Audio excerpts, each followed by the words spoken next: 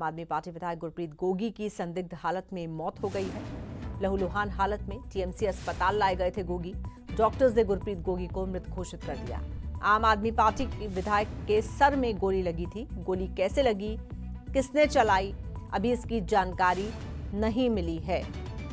तो ये खबर पंजाब के लुधियाना से है, जहां पर आम आदमी पार्टी के विधायक गुरप्रीत गोगी की संदिग्ध हालत में मौत की खबर है।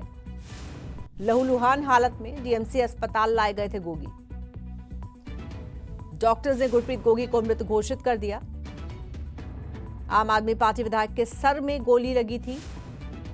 गोली कैसे लगी, किसने चलाई, ये पता लगाने की कोशिश की जा रही है।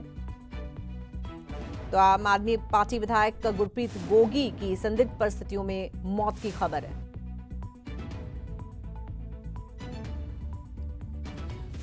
और आइए सीधे रुख करेंगे अपने संवाददाता अमित शर्मा को और ज्यादा जानकारी के लिए। अमित, क्या बताया जा रहा है, गुरप्रीत गोगी की मौत किन परिस्थितियों में हुई है और क्या वो बातें हैं जो उनकी मौत को संदिग्ध बता रही हैं?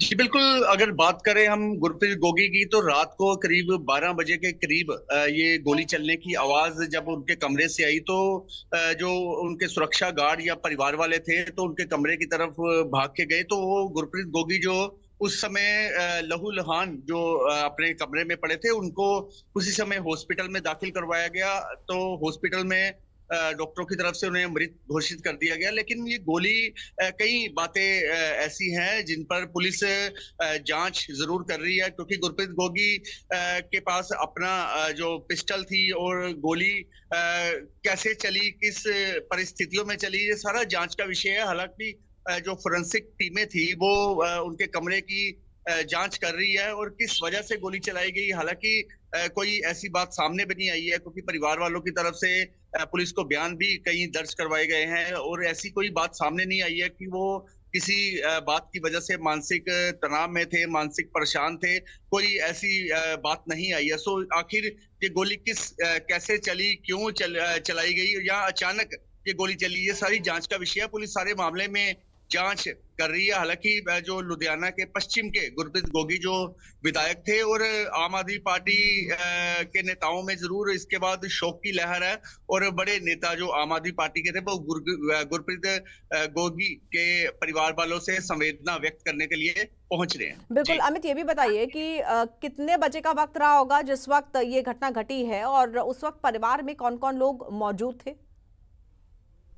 जी, रात को करीब 11:30 बजे का ये वक्त था। 11 और 11:30 के बीच में ये वक्त था जब गुरप्रीत गोगी बाहर से लोगों को मिलने के बाद घर पहुंचे थे। वो घर में खाना खाने के बाद वो सीधा अपने कमरे में चले गए और कमरे में बाकी परिवार वाले और सुरक्षा कर्मी जरूर बाहर थे। और जैसे ही गोली की आवाज सुनाई दी, तो उसी समय जिस तरफ से आवाज सुनाई दी थी, तो सुरक्षा कर्मी और जो उनके परिवार वाले थे वो कमरे की तरफ भागे और पता चला कि ये गुरप्रीत गोगी के कमरे से गोली चलने की आवाज आई थी।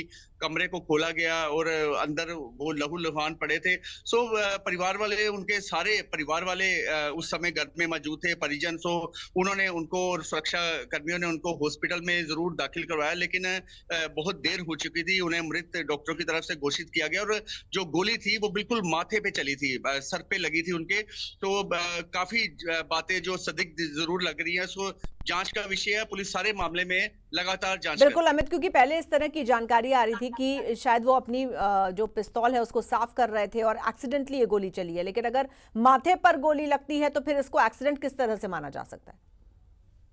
जी बिल्कुल, पिस्तौल को साफ करते वक्त अगर गोली चलती है तो जरूरी नहीं है कि वो लगेगी। माथे पे गोली चलने का मकसद, कई बातें ऐसी जरूर शो करती हैं कि आखिर माथे पे गोली चलाने का मकसद या तो आत्महत्या या फिर किसी के द्वारा चलाई गई है। ये दो बातें जरूर शो करती हैं। सो सारे मामला जांच का जरूर विषय है। परिवार वालों के बयान जरूर पुलिस द्वारा दर्ज किए गए हैं। हालांकि अभी तक कोई बात सामने नहीं आई है, लेकिन पुलिस का जरूर कहना है कि जो भी अभी पोस्टमार्टम भी उनका होना है, सो पोस्टमार्टम में भी कई ऐसी बातें सामने आएंगी। तो पोस्टमार्टम के बाद ही पुलिस का कहना है कि वो कुछ साफ स्पष्ट कर पाएंगे कि आखिर इनकी मौत की असल वजह क्या है। जी बिल्कुल ठीक है, बहुत शुक्रिया आपका अमित इस जानकारी के लिए।